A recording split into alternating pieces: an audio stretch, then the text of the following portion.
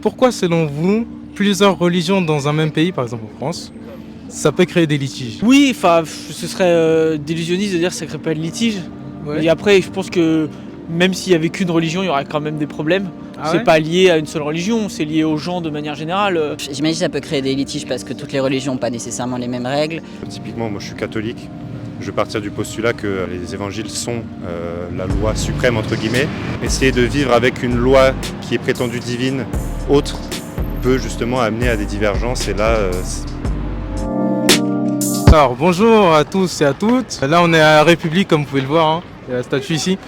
Donc du coup aujourd'hui on va parler religion et donc sur ce, c'est parti. Bonjour, Bonjour. Bonjour. c'est quoi vos prénoms? Francis. Baptiste. Enchanté Kevin. Enchanté. Enchanté. Alors, quelles sont vos origines et vous êtes né, vous avez grandi dans quel pays? Français et grandi en France. Ok, pareil. Et moi j'ai grandi en France mais ma grand-mère est italienne. Sandy, Valérie, Natacha, Karine. née en France. Ok. Je suis née en France, j'ai grandi en France, j'ai une grand-mère espagnole. Moi je suis née en France, je suis d'origine serbe. Je suis née en France et je suis française. Gilles, moi je suis née, j'ai grandi en France métropolitaine. La plupart de mes ancêtres viennent de France métropolitaine aussi. J'en ai un qui vient de Pologne mais je ne l'ai pas connu. Voilà. Claude, je m'appelle Claude. Mes origines, je suis français, donc j'ai grandi à Sèvres, dans les Hauts-de-Seine.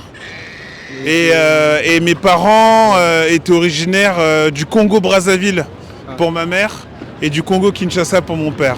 Brazza pareil. On est ensemble. Mon ensemble, yes. Lucas. Elliot. Lily Rose. Je suis franco-italien mais j'ai vécu dans le centre de la France. Ok. Moi pareil, franco-italien et j'ai vécu que dans le nord, pour le coup autour de Paris. Moi en France et je suis née en France. Ethan, Amina. je suis français et j'ai grandi en France. Je suis né en France. Moi je suis née en France mais du coup je suis originaire de la Réunion et de l'Algérie. Du côté de mes deux parents. Enfin, mon père Algérie, ma mère Réunion. Timothée. et Lucas. Moi, mes origines, je suis né en France et mes parents sont nés en France aussi. Alors, je suis né en France et je suis d'origine kabyle et bretonne. Ah ouais, Ouais. Ah, ok, le mélange. Le sujet du jour c'est pourquoi plusieurs religions, ça peut créer des litiges dans un pays, par exemple en France. Ouais. Restons en France. Bon, les gens qui pensent pas les mêmes choses, ils aiment bien pas être d'accord et se taper dessus, quoi. Ça me choque pas trop. Ah ouais?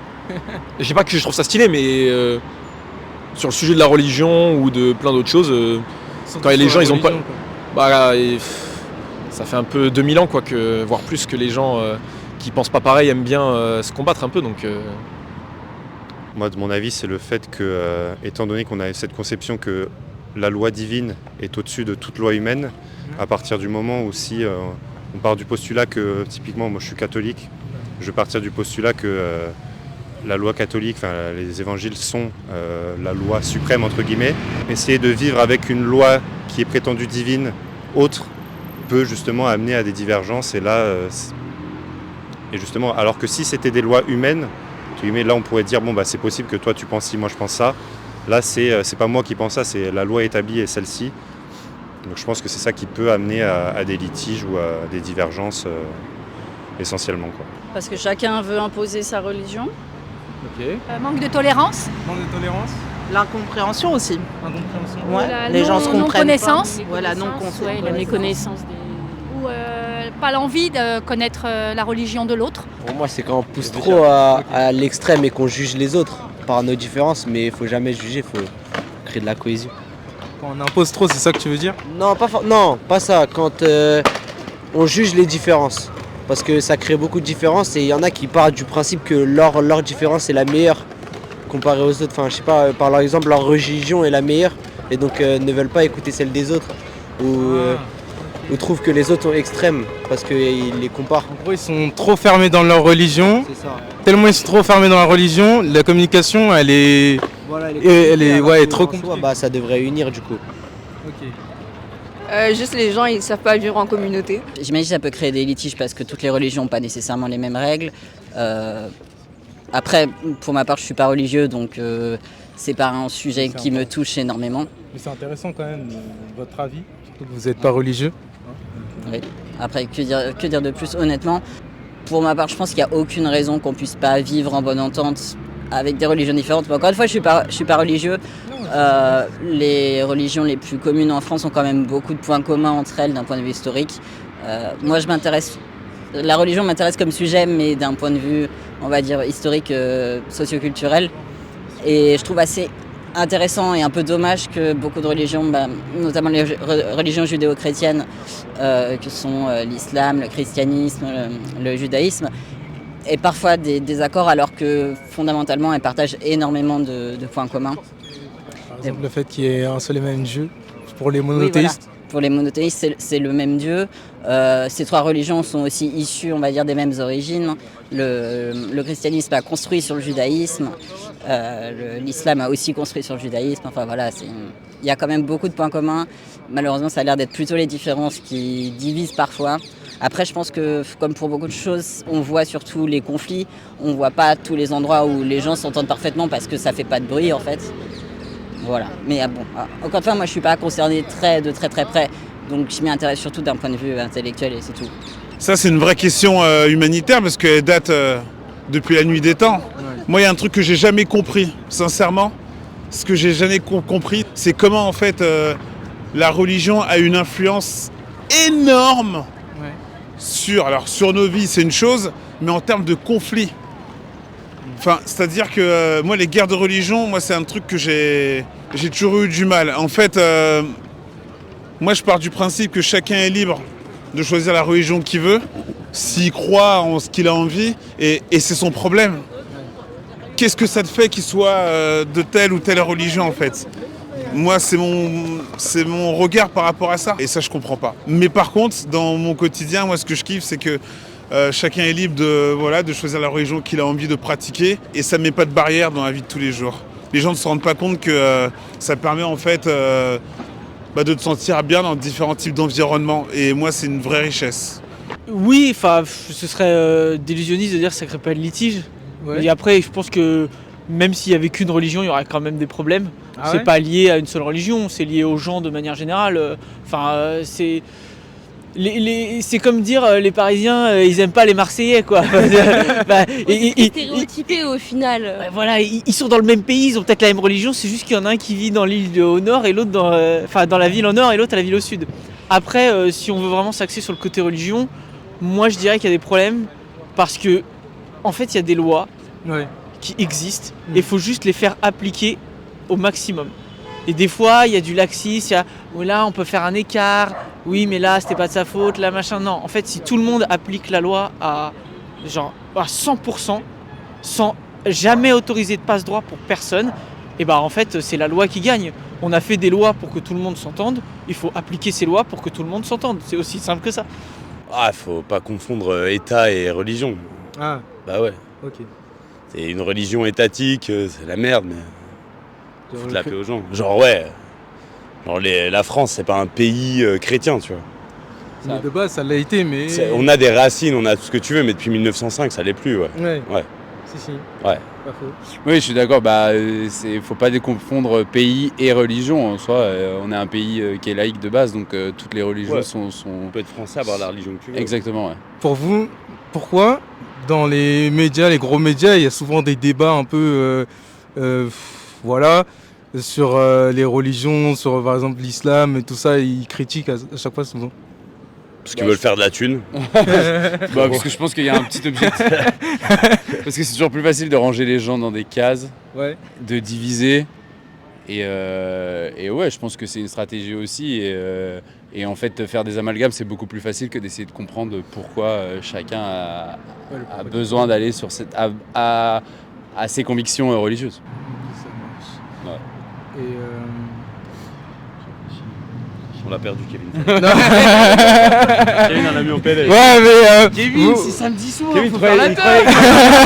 Il est tombé sur des rastards, il est tombé sur des mecs sérieux.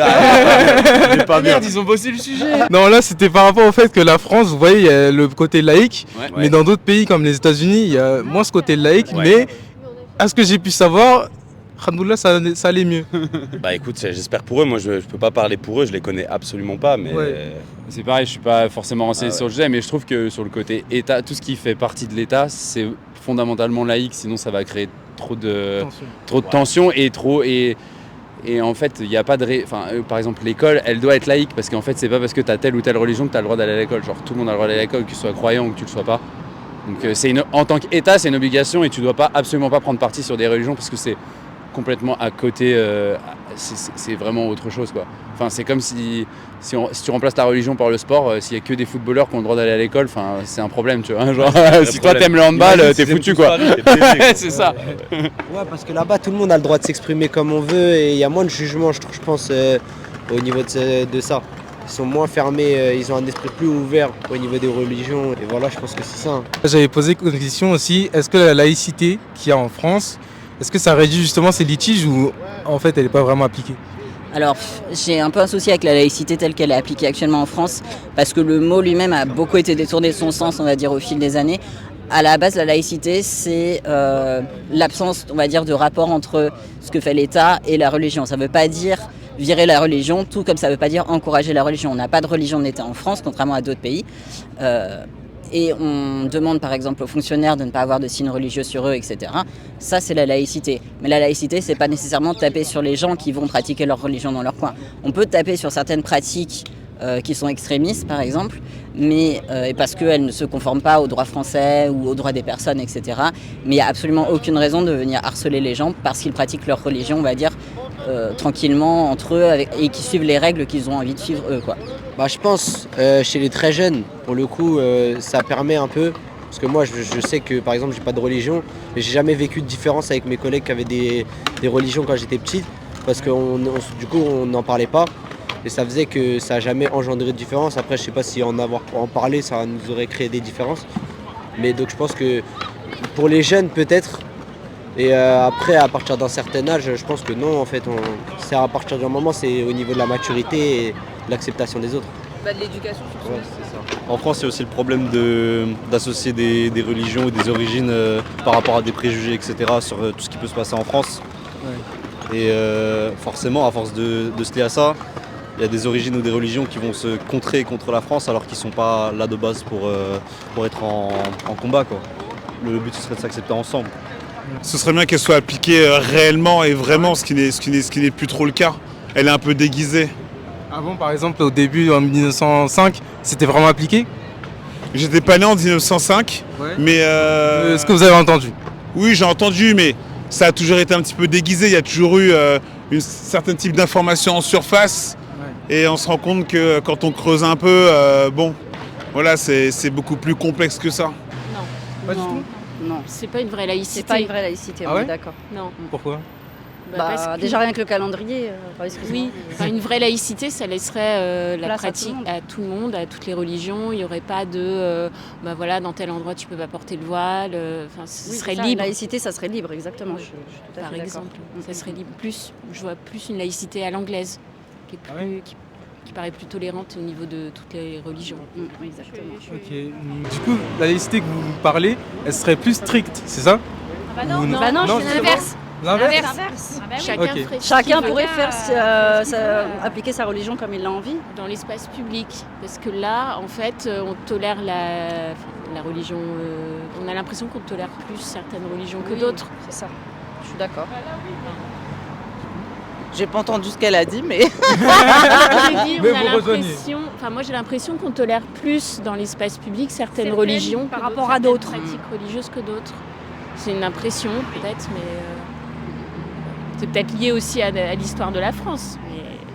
Mais du coup, je pense pas que ce soit une vraie laïcité. Et pour vous, la laïcité, du coup, ça réduit les litiges qu'il peut y avoir entre religions? Pour moi, c'est important. Si on veut faire société, pour moi, c'est important. Ouais. Je sais pas si ça réduit. Ouais, pareil. Je trouve que c'est important parce que c'est très bien d'avoir une religion, mais il faut aussi respecter le fait de ne pas en avoir, par exemple. Ouais. Et du coup, en fait... Ou d'en avoir une autre. Je pense que c'est plus facile que personne ne montre en soi, n'ait pas de signe ostentatoire de religion, plutôt que chacun montrer la sienne parce que ça crée beaucoup de litiges. Ça peut permettre justement de les gommer, de dire oui, vous pouvez penser ce que vous voulez, mais dans votre sphère privée. Par contre, dans la sphère publique, justement, ces lois que vous estimez, que vous pensez supérieures aux lois entre guillemets humaines, justement n'ont pas lieu d'être. Donc comme ça, permettre à ce qu'il y ait un plus grand pluralisme. Voilà, dans cet ordre-là, je pense que la laïcité peut servir à gommer les litiges à permettre qu'il n'ait pas lieu sur la place publique, quoi. Mais vu que toi tu m'as dit t'es kabyle et breton, est-ce que du coup justement au niveau de tes origines et au niveau des religions, je sais pas, ça se trouve que chez toi la religion, Il y a les deux. il y a les deux. Il y a les deux. Mais du coup les deux, est-ce qu'il y a une confrontation, il y a des litiges ou non, en vrai ça va? Non, moi des deux côtés il y a une ouverture. Donc Ok. c'est pas quelque chose de sectaire ou il faut penser d'une certaine façon ou quoi. Des deux côtés c'est assez ouvert. Donc je sais que j'ai cette chance, mais j'ai des témoignages d'amis où il n'y a pas vraiment cette chance. Et donc moi je sais que j'ai cette chance de ne pas être tiraillé entre voilà. J'ai pu parler avec des personnes, ils disaient que le côté laïque de la France, elle n'est pas si bien impliquée que ça en fait. Est-ce que vous êtes d'accord par rapport à ce qu'ils ont dit? Bah du coup oui, ça revient à ce que je viens de dire, quoi. Il n'est pas assez appliqué, il faut qu'il soit appliqué à 100%. Mais comment? Bah il faut respecter les lois. En fait, qu'est-ce qui vous arrive quand vous respectez pas la loi? Bah, il y a une sanction. Et ben voilà, en fait c'est la même chose. C'est sanctionné C'est direct. que on est sur un principe effectivement religieux sur les différences qui sont appliquées, mais on a décidé de séparer l'État et la religion, il y en a quand même un moment. Donc au bout d'un moment, quand on est sur une sphère publique d'État, on respecte uniquement le côté laïque, le côté du coup de loi, législation, et quand on est chez nous, on peut justement se mettre à l'aise ou dans les communautés qui sont faites à cet espace-là, les églises, les centres exprès pour pouvoir justement pratiquer. Là, on peut pratiquer sans gêner personne. Parce qu'on est dans la communauté qui est fait pour. Mais sinon, en dehors de ça, on n'a pas à appliquer, en fait, à forcer les gens à suivre nos directives. On a une loi, on a des législations, on les suit. À la même échelle pour tout le monde. Puis les lois, je trouve pas que les lois soient si dures que ça aujourd'hui. Le prosélytisme est autorisé. C'est pas choquant que vous voyez des témoins de Jéhovah qui sont là en sortant de la bouche de métro ou qu'il y ait des gens qui appellent à de l'évangélisation dans la rue et puis et voilà. Et ça, je connais pas les lois vraiment sur la laïcité, je saurais pas dire, mais je pense pas que le prosélytisme soit interdit, puisqu'en soi il n'est pas lié à l'État. En fait, après, il y a une complexité, c'est que généralement, je sais que par exemple pour la religion musulmane, il y a beaucoup de couvertures au niveau des cheveux qui sont appliquées, mais il y a aussi un côté traditionnel et culturel. Et du coup, ça crée aussi un conflit avec le côté christianisme, parce que du coup, on va leur interdire tout ce qui va être port, justement, des croix ou autres. Mais derrière, ils vont voir des collègues qui gardent le foulard et ils se disent, pourquoi tu gardes ton foulard? Je comprends pas, c'est pour ta religion, mais parce qu'il y a la nuance, en fait, culture et religion aussi. Parce qu'il y a plein de pays, en fait, qui sont musulmans, mais qui ont aussi une culture, une tradition qui fait qu'on porte aussi le foulard pour autre chose que juste pour la religion. Donc les chrétiens, eux, ils sont en mode en fait c'est musulman, donc pourquoi tu portes ton foulard? Arrête. Alors que non, c'est juste la culture. Et dernière question, est-ce que cette mixité au niveau des religions, ça nuirait au patrimoine français ou non? Moi je pense que oui. Ah ouais? En fait, je pense que les gens oublient trop souvent que moi je suis pas chrétien, je suis pas catholique, mais la France c'est chrétien. Les jours fériés, c'est le calendrier, c'est les fêtes chrétiennes. Quand on va voir une ville, on va voir les églises, on va voir les cathédrales, c'est les bâtiments qui ont fait rayonner le pays, et le pays s'est construit comme ça. C'est des années, des centaines d'années de rois, de droits divins chrétiens et catholiques. En fait, c'est ça, c'est ce qui a bâti le pays. C'est la grandeur de la France, c'est tout ça. Le pays existe et est ce qu'il est aujourd'hui parce que tous ces gens-là ont bâti ça en croyant au christianisme et au catholicisme. Donc je pense que c'est la base du pays, c'est la base et c'est le fonctionnement. Même si moi je crois pas à ça et je suis pas forcément d'accord avec tout ce qu'a fait l'Église ou la chrétienté ou quoi que ce soit, ou le christianisme, pardon. Ouais, non, mais c'est mon droit. Mais je respecte à 100% ça. Et si on me dit que la France restera chrétienne et catholique, je dis oui, parce que même si c'est pas ce que je crois, j'adore visiter des cathédrales, je trouve que c'est des endroits magnifiques. C'est ce qui fait la beauté du pays en fait. C'est ce qui fait la beauté c'est ce qui fait son histoire. Et un pays sans son histoire, c'est rien. Maintenant, ça a une portée historique, donc on peut pas effacer ça. Par contre, de dire que là, la mixité, elle nuit. Si on est toujours sur un respect, de se dire, on a notre histoire, elle est là, elle est basée sur le christianisme, d'accord. Et que maintenant, ce qu'il y a de nouveau, il n'empiète pas sur ça, ça pose pas de problème. Voilà. Moi, j'ai grandi dans une famille d'un côté qui est musulmane et l'autre qui est protestante. Donc, avoir une mixité, genre, ok, moi, je crois en rien, j'ai décidé d'être au milieu en mode je suis neutre, d'accord les gars, laissez-moi tranquille, mais on peut avoir un respect mutuel. Il y a d'autres pays qui marchent très bien là-dessus. Par exemple, bêtement, l'Indonésie, c'est un pays qui est majoritairement musulman, où j'ai adoré pouvoir rencontrer des gens parce qu'eux, ils sont en mode « Ok, nous, on est pour l'islam, ok, on a nos jours fériés pour l'islam, mais derrière, il y a des hindous, il y a aussi des chrétiens, et du coup, au lieu de se prendre la tête, du coup, ils appliquent tous les jours fériés. Et comme ça, du coup, il y a une mixité et c'est neutre. Non, pas du tout. Je suis pas du tout d'accord. En fait, le patrimoine français, l'histoire française, a un lien fort avec la religion, mais avec plusieurs religions. Historiquement, il y a beaucoup de christianisme. Avant le christianisme, on avait plusieurs formes de paganisme différents qui sont arrivés avec des peuples différents. On a aussi, mine de rien, une forte histoire avec le judaïsme, qui n'a pas toujours été très bien traité en France. C'est quand même un pays où, au Moyen-Âge notamment, les Juifs ont beaucoup été maltraités.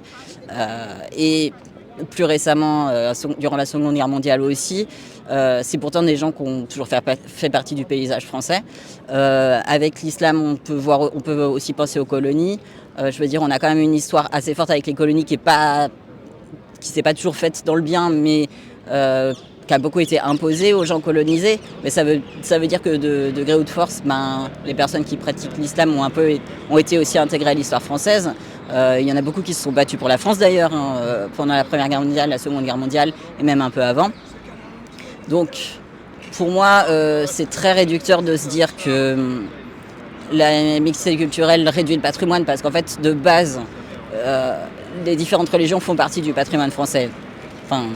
Et je cite les trois principales parce que c'est voilà, mais il y en a d'autres aussi.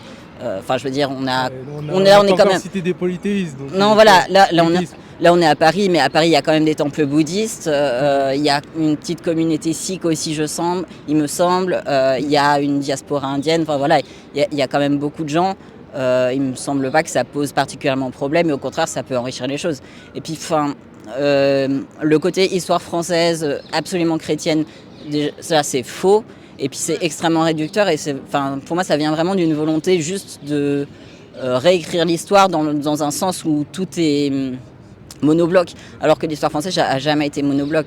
Pour moi non. Pour moi non, ça n'a aucune raison ni de détruire le patrimoine, ni même de détruire le côté un peu culturel qu'on a ancré plutôt dans l'historique un peu judéo-chrétien. Pour moi pas du tout. On a des énormes vagues d'immigration, que ce soit des Polonais, des Italiens ou du Maghreb. Ça n'a jamais rien détruit de la France, ça l'a même pollinisé, ça lui a permis de s'étendre et tout. Non, absolument pas. Ouais, moi je pense que c'est une force. Plus on a d'ouverture sur le monde, plus on a de force et moins on sera divisé, je pense. Complètement une force. Ça nuirait pas. Ça nuirait, ça peut apporter plein d'autres choses. La France, elle est mixte depuis longtemps, donc je vois pas. C'est ça. C'est quand même très mixte. La France, c'est connu pour être mixte, donc je vois pas. Ensemble, donc je vois pas en quoi ça nuirait. Pas du tout. Que ça le reste. C'est quoi les valeurs françaises? Les Arabes ont envahi Poitiers il y a plusieurs siècles. Ouais. Donc en fait, il y a un moment... Il y a déjà une assimilation, c'est ça que vous voulez dire? C'est surtout en fait que la France n'est pas sortie avec que des Français sur le globe terrestre. Il y a eu des migrations, il y a eu des personnes venues de différents horizons à travers le monde. Donc après, ça c'est un problème que nous, les êtres humains, non pas que les Français, on a envie de... Je sais pas pourquoi en fait, quand on parle de la France, si on va dans un raisonnement plus profond, on a le sentiment qu'ils sont nés français. C'est pas vrai? Qui est français réellement? Et en termes de religion, j'en parle même pas. Donc en fait, pour moi, ce sont de faux débats, mais qui ont été tellement bien instrumentalisés et qui font partie de notre environnement que malheureusement, ça flingue notre quotidien être humain. Ça peut être pour moi quelque chose d'extraordinaire, parce qu'avant tout, moi, c'est l'être humain qui compte, comme ça nous flingue. Et aujourd'hui, on met plus en avant le fait que ça nous flingue. Et je trouve ça vraiment dommage. Peu importe la religion qui est imposée de base, on va dire qu'en France, ça va être plutôt le christianisme. Oui, de base. Et après, accepter d'autres religions, ça va pas changer grand-chose, logiquement. Maintenant, il y a certains côtés politiques qui vont être contre ça, malheureusement. Après, on peut pas contrôler tout le monde. On est obligé d'accepter ce qu'on peut et ce qu'on veut, surtout. Les religions, c'est le bienvenu en France, c'est le bienvenu partout. Je vois pas pourquoi il y aurait des confrontations entre plusieurs, parce que la principale était le christianisme.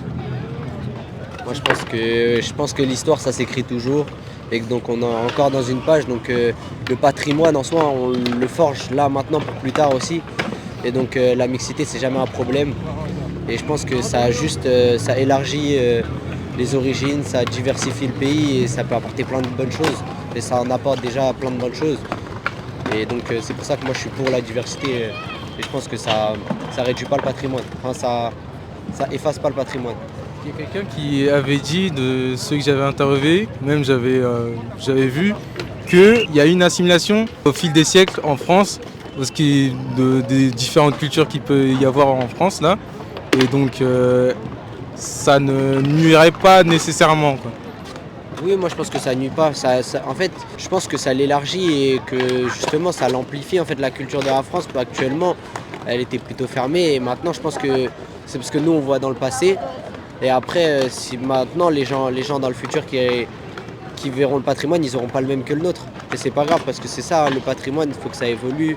Puis on a des nouvelles valeurs, on a découvert plein de choses et c'est normal, il faut que le monde il avance. Donc la France et son patrimoine, elle avance aussi. Non, je pense pas parce que en fait le patrimoine c'est quelque chose qui est pas fixe quoi. Je veux dire, ça se trouve. C'est flexible. Ouais, je veux dire, avant qu'il y ait le christianisme, il y avait les dieux grecs et si les Grecs ils voyaient ce qu'on avait aujourd'hui comme patrimoine, ils seraient dégoûtés alors qu'aujourd'hui on en est très fiers. Donc si dans 200 ans le patrimoine il a changé, on en sera tout aussi fiers quoi. Mais je pense que c'est très dur pour les gens d'une certaine époque d'imaginer voir le pays tel qu'ils l'ont connu changer et que le patrimoine qu'ils ont connu sera plus le même. Mais dans 200 ans, les gens ils seront extrêmement fiers de ce qu'ils ont dans 200 ans et il y a 600 ans, ils étaient très contents de ce qu'ils avaient. Et si ça bouge pas, ça meurt quoi. Ouais, justement, vous voyez, la France de base, c'est un côté un peu chrétien. Et avec les églises, même la cathédrale de Notre-Dame, même l'inauguration de la cathédrale de Notre-Dame, ça va créer des polémiques. Et donc c'est intéressant ce que tu as raconté, quoi. Et du coup, as-tu quelque chose à ajouter? D'un côté, je peux être d'accord avec ce qu'il vient de dire, mais après, étant donné que là, la France est chrétienne depuis 1500 ans, ouais. Je trouve que ça amènerait quand même une certaine bascule qui serait plus importante que les croyances qu'il y avait au moment où justement Clovis se faisait baptiser. Donc je trouve que la bascule serait plus importante, vu que là, à l'échelle d'une population de 68 millions de personnes.